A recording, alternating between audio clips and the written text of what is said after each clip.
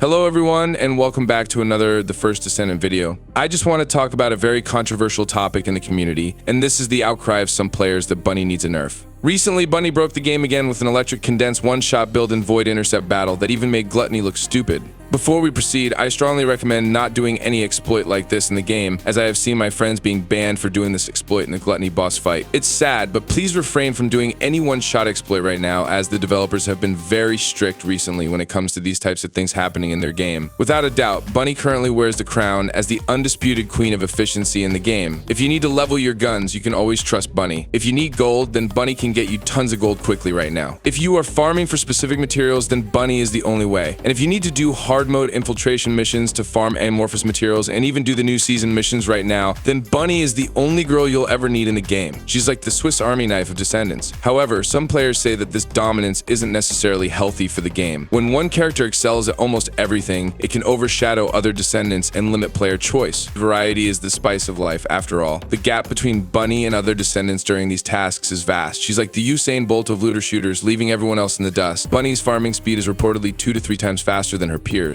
But wait, what about bossing? Well, Bunny isn't the speediest boss killer, but losing 40 seconds on a boss fight isn't a deal breaker. Plus, there are other options for boss enthusiasts. Looter shooters often introduce power creep over time. It's like a game of escalation. New content needs to outshine the old to keep players engaged. If every addition to the game is worse than what we already have, then it's dominated by Bunny. Most of the time, players might wonder why they bother grinding for it. It's like buying a new smartphone that's slower than your old one, so what's the point of even investing in a new one? You might suggest that the developers must introduce a new Descendant faster than Bunny. Well, that's a tall order, as probably they will need to create a deity Descendant, zipping through runes like a caffeinated hummingbird. This is where I think the developers need to channel their inner philosophers. Game balance matters even in PvE. It keeps things interesting, encourages experimentation, and prevents staleness. So let's hope the devs don't just nod at Bunny's speed and move on. They should consider the ecosystem as a whole, maybe give other Descendants a chance to shine too. And yes, there's a similar issue with guns for mobbing, but that's a tale for another post, my friend. Overall, some players think that Bunny's reign is impressive, but a little variety never hurt anyone. Let's hope the devs find a way to balance the scales without accidentally creating a Descendant who breaks the space-time continuum. Honestly, I sympathize with the things that players are pointing out and why they are demanding a nerf for Bunny. Based on experience, I always feel like for me to farm a new Descendant and weapon, I would need to use Bunny, and almost all missions that I do right now are done easily while I am playing Bunny. The only time I don't need this Descendant is when I decided to farm Kuiper shards and gold with either Jaber or Valby, or when I am doing high-tier team Void Intercept battles. In fact, there are times wherein I feel like all missions are dominated by Bunny, and I only use a Descendant, even new ones, when I'm running Void Intercept battles. This is the reality now, but in my opinion, this doesn't warrant Bunny a nerf. If you are suggesting to nerf Bunny now, then you will cripple all those free-to-play gamers who are farming their stuff with the help of the regular Bunny. If you take a look at the progression design of the first Descendant, Bunny can be obtained through progress easily, and then you will get a free catalyst and also an energy activator while progressing through the campaign. You can use these to optimize the regular Bunny for farming, and then make progress until you farm the ultimate version of the character, wherein you can now do hard mode content easily, which unlocks most materials for ultimate weapons and Descendants. This is what I did, and this is why I have an easy progression with the first Descendant. Also, I really think that Nexon will never nerf Bunny. Just take a look at what they did with their Season 1 update. Many complained about the invasion mission, and I don't know why people think that having a puzzle that you must solve in the game is hard. That was the challenge, and you must speedrun the mission with your Bunny so you can get the lowest time and grab the highest tier of rewards.